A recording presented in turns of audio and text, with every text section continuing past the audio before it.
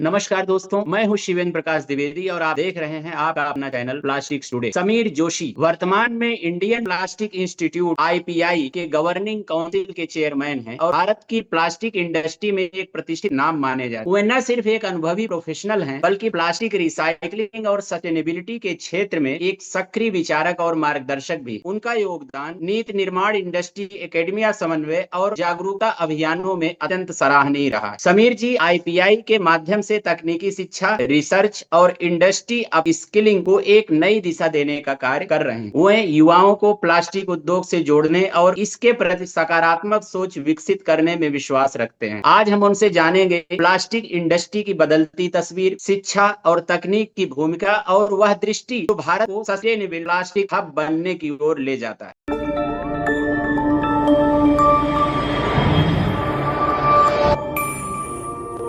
समीर जोशी जी, आपका बहुत बहुत स्वागत है। और सबसे पहले तो आप ये बताइए कि आपने प्लास्टिक इंडस्ट्री में अपने करियर की शुरुआत कैसे की? इस क्षेत्र को चुनने के पीछे क्या प्रेरणा रही?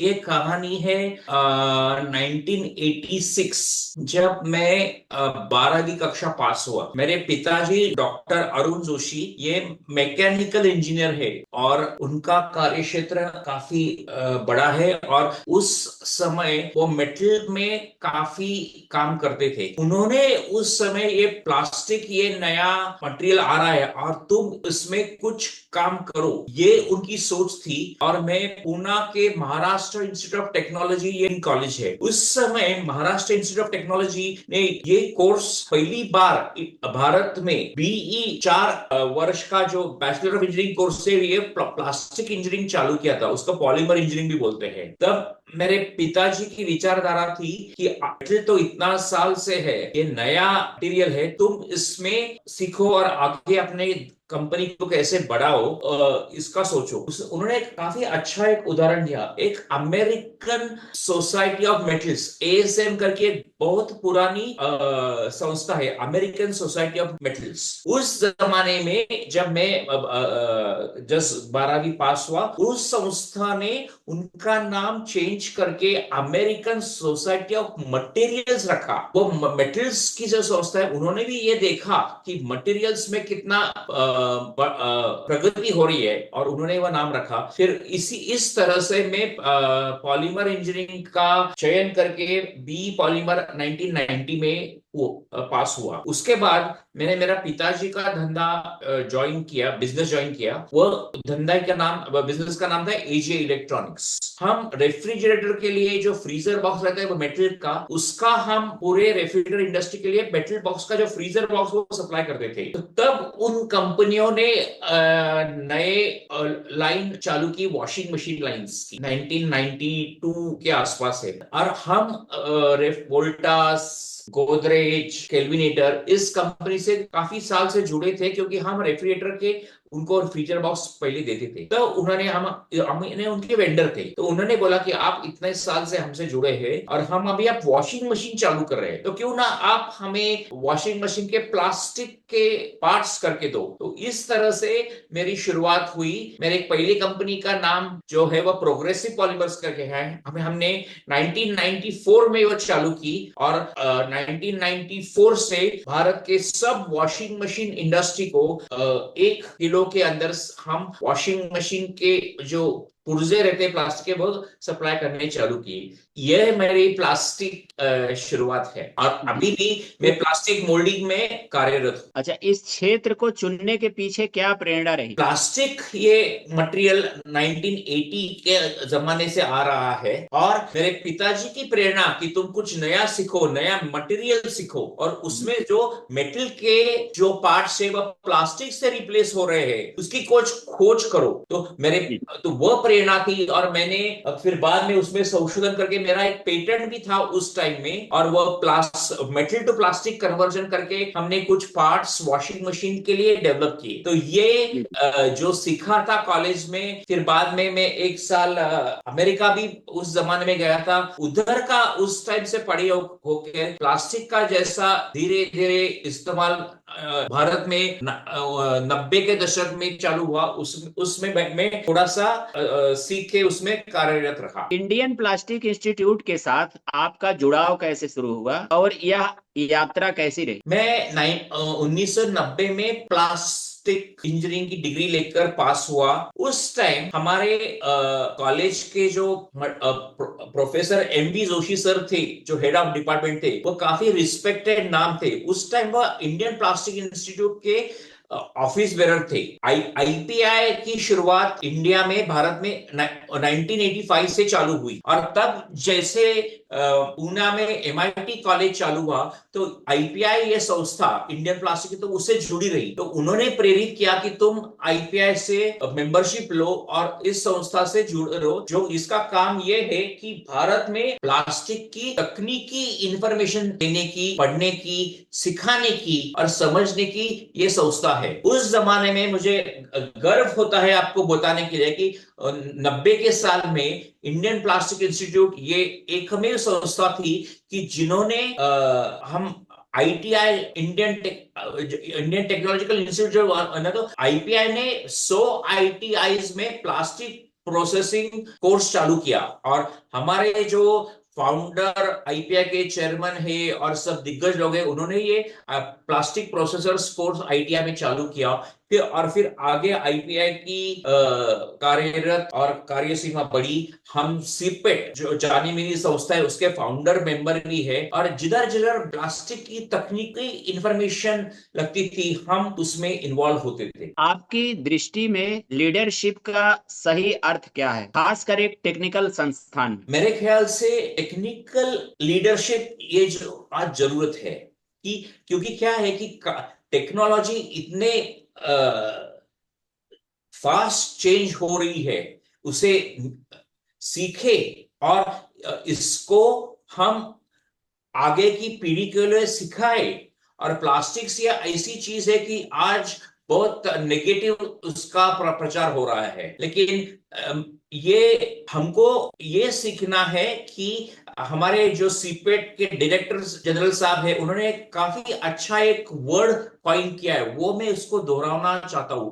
Do not say no to plastics, NO।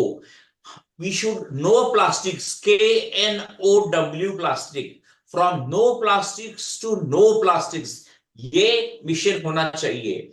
Plastics ये आज खाली 40 साल या 50 साल हुए हैं, लेकिन उसका बड़ा काफी पूरे विश्व में फैला हुआ है।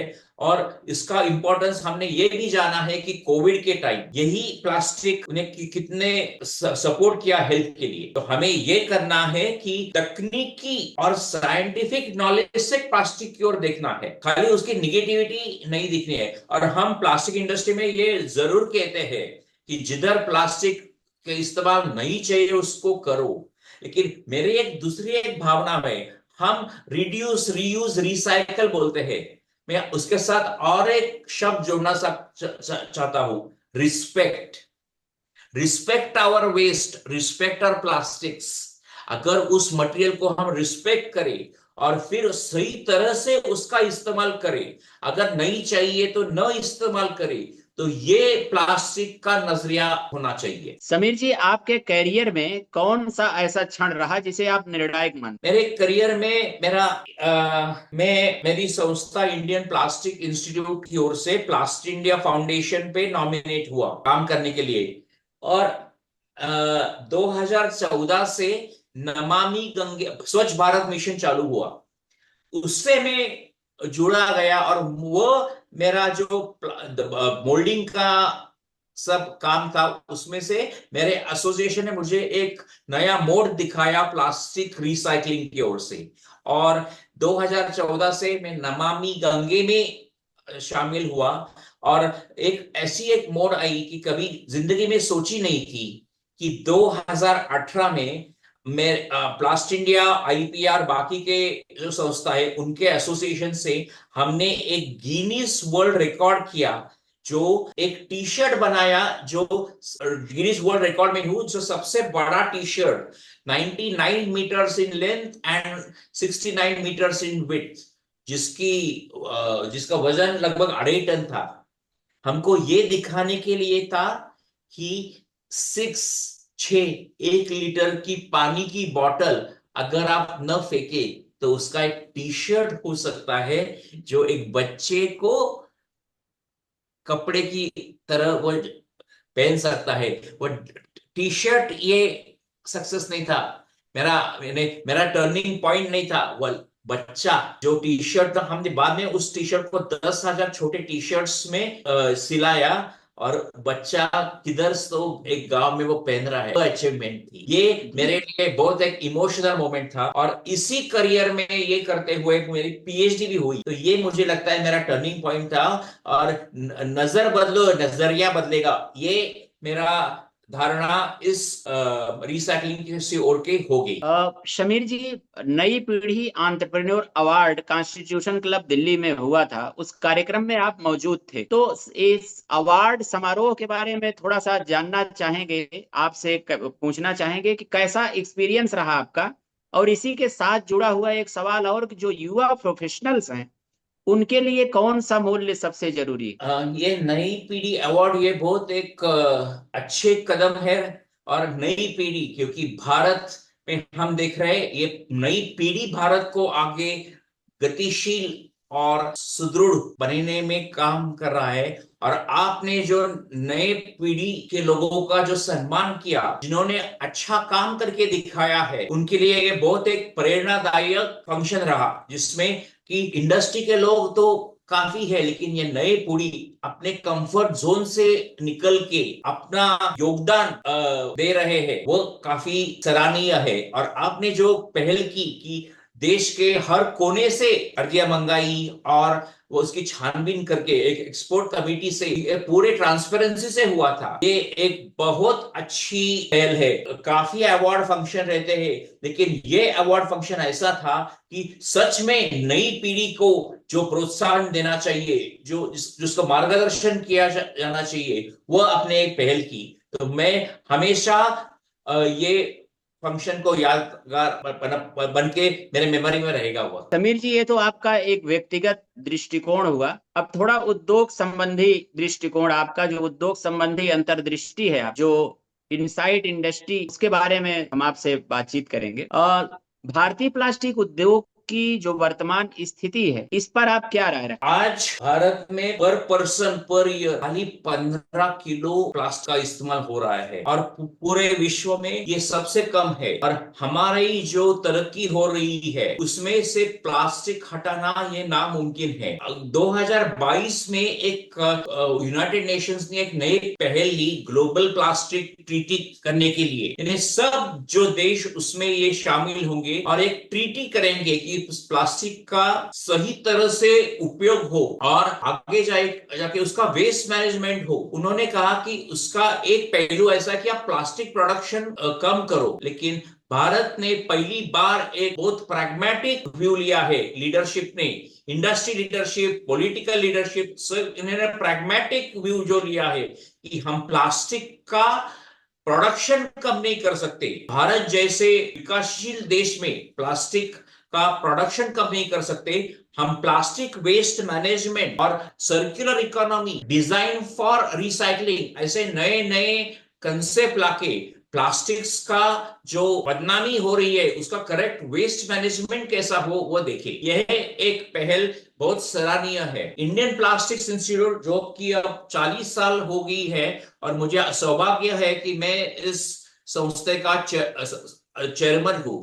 तो हम उसमें स्टार्टअप्स के लिए बहुत फोकस कर रहे हैं, और लगभग 50 स्टार्टअप्स को हमने मेंटर किया है। और ये स्टार्टअप्स काफी अच्छी तरह से प्लास्टिक वेस्ट मैनेजमेंट, उसमें आर्टिफिशियल इंटेलिजेंस, उसमें सस्टेनेबिलिटी, सर्कुलर इकोनॉमी, ये अच्छे अच्छे नए कंसेप्ट्स दिखा रहे, और रोबोटिक्स और ऐसे जो अत्याधुनिक प्रोसीजर्स है वो उसमें इस्तेमाल कर रहे। समीर जी, प्लास्टिक इंडस्ट्री को लेकर जो नकारात्मक धारणा आम जनता में है, उसको कैसे सुधारा जा सकता है। मैं ना एक एक सादी धारणा जानता हूं। हम जब स्वच्छ भारत का बोलते हैं, उसमें टेक्नोलॉजी नहीं चाहिए, उसमें स्वच्छ भारत चाहिए। मन में जब हम स्वच्छ करें तो पूरा भारत स्वच्छ होगा। यही धारणा हमने प्लास्टिक की ओर देखना चाहिए। जैसे मैंने पहले भी कहा कि प्लास्टिक का इस्तेमाल जिधर होना नहीं चाहिए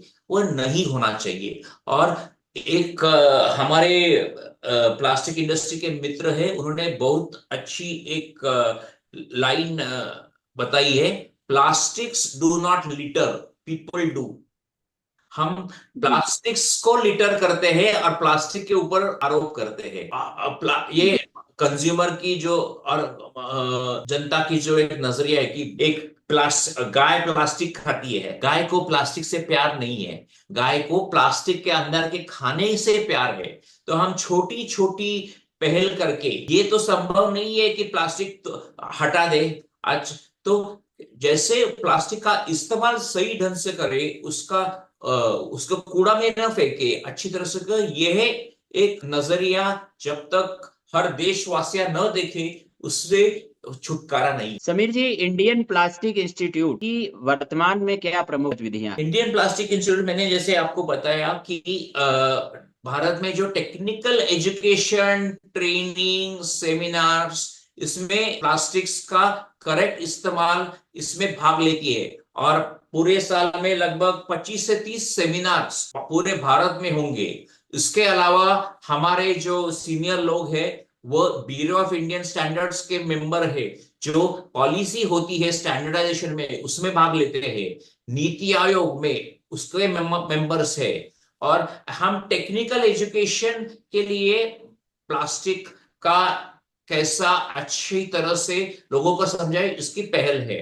और हमने अभी ये एक नई धारणा की है कि उसमें नई पीढ़ी जैसी आपकी संस्था है, उसमें कैसे नव युवक जो उसमें आगे जाए। क्योंकि आपको तो सबको मालूम है कि प्लास्टिक को गलत नजरिया से देखा जाता है, और काफी बच्चे आजकल आईटी इंडस्ट्री की ओर जा रहे हैं।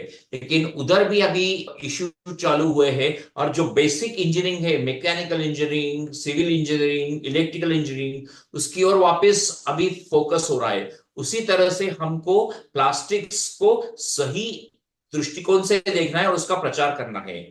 हमारे देश भर में 15 शहरों में आईपीआई के चैप्टर्स है, और आईपीआई के स्टूडेंट्स चैप्टर्स भी है, और उसी से हम जुड़ के प्लास्टिक्स का सही इस्तेमाल और उसकी तकनीकी इंफॉर्मेशन देने की कोशिश कर रहे हैं। रिसर्च, इनोवेशन और स्किल डेवलपमेंट में आईपीआई की भूमिका क्या है? आईपीआई हमेशा रिसर्च के लिए ही जानी जाती है। हमारे जो काफी मेंबर्स है वो रिसर्च में काफी पीएचडी की है, वो मेंबर्स है। हमारे मेंबर्स में पद्मश्री, पद्म भूषण ऐसे मेंबर्स है। और जो यूनिवर्सिटीज में रिसर्च होता है उसमें काफी योगदान रहता है। इनोवेशन में भी मैंने जैसे बोला कि ये स्टार्टअप्स का काम कर रहे हैं।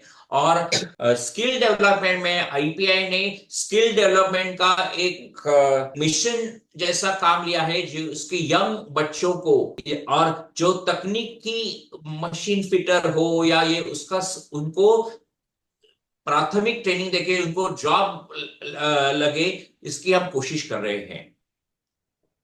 सस्टेनेबिलिटी और सर्कुलर इकोनॉमी के क्षेत्र में भारत को कितना तैयार मानते हैं? ये शब्द पिछले 4-5 सालों में आना चालू हुए। इसका महत्व ये है कि पहले भी हम करते थे काम, लेकिन अभी फोकस दिशा से काम करना चालू हुए। सस्टेनेबिलिटी का अगर डेफिनेशन दिए कि हमको सस्टेन करना है, आगे जाके अपने जो मटेरियल है उसको आज अगर सही ढंग से इस्तेमाल करें तो आगे जाके वह रहेगा। और सर्कुलर इकोनॉमी यानी क्या कि हम वेस्ट मैनेजमेंट में काफी काम कर रहे हैं। हमने देखा है कि स्वच्छ भारत में कैसे शहर स्वच्छ हो रहे हैं, लेकिन वही कचरा अगर हम इस्तेमाल करके उसका रिसाइकलिंग करें या पुनर्निर्माण करें तो वह सर्कुलर इकोनॉमी कहलाती है। और कुछ nothing is waste unless it is wasted, ये धारणा लेके एक मैं आपको एक सादा उदाहरण देता हूं। आप और मैं दोपहर का खाना भोजन खाते हैं, जब तक वो टेबल पे रहता है और अपने थाली में रहता है वो भोजन रहता है। अगर हमने ज्यादा भोजन ये किया और वो छोड़ दिया, अगले 2 सेकंड में हम उसमें कचरा पेटी में फेंकता है, वह भोजन ही कचरा हो गया। जो भोजन को हम अन्नदाता और दूसरे दृष्टिकोण से उसको देखते हैं, वह कैसे कचरा हो गया। ये दृष्टिकोण मटेरियल को देखना चाहिए कि इट इज नॉट वेस्ट, हम उसको वेस्ट किए हैं और वेस्ट से कैसे वेल्थ किए, ये भारत सरकार की भी आज धारणा है। Nothing is waste until it is wasted and it can be converted into useful products, ये धारणा होनी चाहिए। समीर जी, भारत की जो प्लास्टिक इंजीनियरिंग एजुकेशन और इंडस्ट्री के बीच का गैप है, उसको कैसे भरा जा सकता काफी प्लास्टिक आप जब बोले वह सही है कि काफी जगह पे स्किल मैन पावर चाहिए। अभी आईआईटीज में भी और इंजीनियरिंग कॉलेज में भी ये सस्टेनेबिलिटी और वेस्ट मैनेजमेंट के उस पर कोर्सेस आ रहे हैं। उसमें प्लास्टिक्स का भी थोड़ा बहुत मेंशन किया था, क्योंकि आखिर वो मटेरियल है। हमको है? जी। पूरी तरह से ये सोच के हमारे नव युवक को सब मटेरियल, जैसे मैंने कहा कि वो मटेरियल्स नहीं, मटेरियल्स हो गया, तो प्लास्टिक को एक महत्वपूर्ण मटेरियल की ओर से देख के, और प्लास्टिक इंडिया ने हमारी जो संस्था है उसमें एक यूनिवर्सिटी खोली है। सीपेट के सेंटर से वह प्लास्टिक का प्रचार कर रहा है। आईपीआई की जैसी संस्था है, हम बच्चों को सिखाते हैं। तो मैन पावर और स्किल मैन पावर डेवलपमेंट का जो कार्य है उसमें हम बढ़ रहे हैं। लेकिन उसी साथ जैसे पहले था कि ये ग्लैमर इंडस्ट्री नहीं है, तो अगर हम उसे उस तरह से देखें कि ये महत्वपूर्ण इंडस्ट्री है, तो उससे ये फायदा हो जाएगा। आने वाले जो 2-3 वर्ष हैं, जैसे आपका जो कार्यकाल है, तो इसमें किस तरीके की योजनाएं और किस तरीके की प्राथमिकताओं को लेकर के आप चल रहे हैं? मेरी प्राथमिकता ये है कि कुछ नया न करके जो पुराना हुआ है, हमने जो किया है उसी कार्यों को आगे लेके हमें काम करना है। आईपीआई ने 20 साल पहले ई एकेडमी लॉन्च की थी, जो अभी जो इंटरनेट का जमाना है और ऑनलाइन ट्रेनिंग का, तो हम ई एकेडमी कोर्सेस, हम स्टार्टअप्स के लिए कोर्सेस, स्किल डेवलपमेंट, नई पीढ़ी को कैसे हम प्लास्टिक का इस्तेमाल सही तरह से करें, नई बच्चों को मटेरियल्स मैनेजमेंट कैसे करें, इस पे हमारा फोकस है। और हम यूनाइटेड नेशंस एनवायरनमेंट प्रोग्राम में भी काम करते हैं, और हमारे मेंबर्स उसमें काफी तरह से जुड़े हैं कि प्लास्टिक वेस्ट मैनेजमेंट के ऊपर कैसी पहल हो जाए। रिसाइकलिंग और बायोप्लास्टिक को लेकर भारत का भविष्य क्या है? बहुत अच्छा है, थम्स अप वाला भविष्य है। ये आगे जाके आपने ये भी देखा है कि 1 अप्रैल 2025 से भारत सरकार का रूल आया है, प्लास्टिक पैकेजिंग में 30% रिसाइकिल प्लास्टिक्स आना चाहिए। ये धीरे धीरे बढ़ के 60% हो जाएगा। यानी हमारे जो रिसोर्सेस है वो कम होते जा रहे हैं, वर्जिन प्लास्टिक के ऊपर निर्भरता कम हो रही है। तो रिसाइकलिंग यही भविष्य है।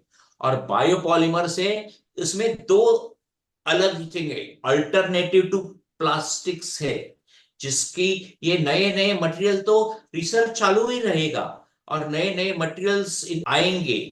लेकिन बायोप्लास्टिक्स पर वही दिशा है और आगे जाके उसका फ्यूचर अच्छा है। मैं आपको एक बात बताना चाहता हूँ। हम हॉकी स्टिक देखते हैं, कैसे ऐसे रहते हैं ना हॉकी स्टिक, तो भारत का रिसाइकलिंग भविष्य हॉकी स्टिक का ग्राफ जैसा है। आगे अच्छा है, देर है अंधेर नहीं, लेकिन सबको साथ लेके सब कुछ कठिनाई उसको सुधार के हमें आगे जाना पड़ेगा। समीर जी, क्या आप मानते हैं प्लास्टिक इंडस्ट्री में युवाओं के लिए नए अवसर बढ़ रहे हैं? मैंने जस्ट ऐसे बोला कि circular economy, nothing is waste, और काफी बच्चे हैं। आपने कई बच्चों का युवा पीढ़ी अवार्ड में सत्कार भी किया था, उसमें से काफी बच्चे उसमें काम कर रहे हैं। अभी प्लास्टिक वेस्ट रिसाइकलिंग से प्रोडक्ट्स कर रहे हैं, कपड़े कर रहे हैं। वो शारंग अम्बेडकर जैसा लड़का, वो अपना कंप्यूटर का अच्छा ग्लैमरस जॉब करके इसमें पड़ा है, बाकी के लोग स्टार्टअप्स में डिजिटाइजेशन कर रहे हैं, उसमें से ये नए अपॉर्चुनिटीज जैसे स्किल इंडिया है, डिजिटल इंडिया है, ये वेस्ट मैनेजमेंट में भी आ रहा है। तो रोबोटिक्स का मैंने नाम बोला, तो हमारे ऐसे बच्चे हैं, ऐसी कंपनियां हैं जो उसमें काम कर रही है और उसको प्लास्टिक्स को ऑटोमेटिक उसमें से अलग अलग सॉर्टिंग कैसा उसमें काफी काम कर रहे हैं।